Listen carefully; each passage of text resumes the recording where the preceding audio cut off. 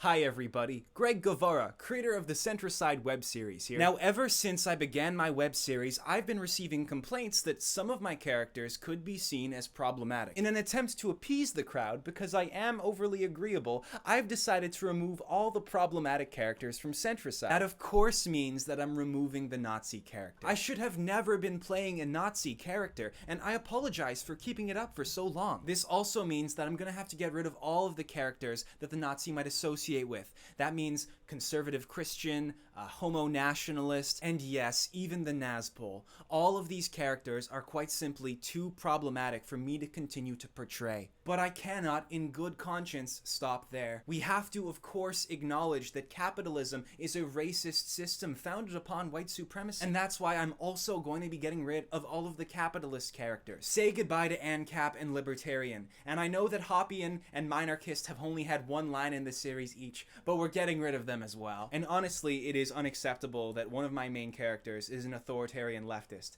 The authoritarian left has done so many problematic things to so many groups of people that I have no choice but to get rid of them as well. I've also decided to get rid of all the moderate and centrist characters because through inaction, they perpetuate all of these things. And after all of that, that just leaves anarcho-communism and queer anarchism as characters.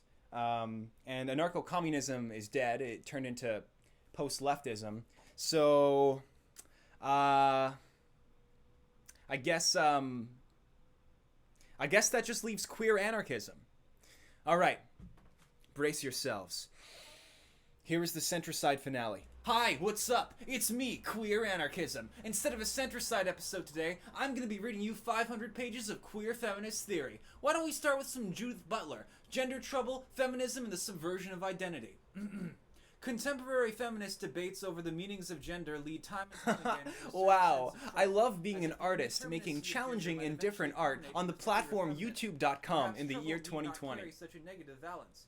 To make trouble was, within the reigning discourse of my childhood, something one should never do precisely because that would get one in trouble. The rebellion and its reprimand seemed to be caught up in the same terms, a phenomenon that gave rise to my first critical insight into the subtle rise of power. The prevailing law threatened one with trouble, even put one in trouble, all to keep one out of trouble. Hence I concluded that trouble is inevitable, and the task, how best to make it, what best way to be in it. As time went by, further ambiguities arrived on the critical scene. I noted that trouble sometimes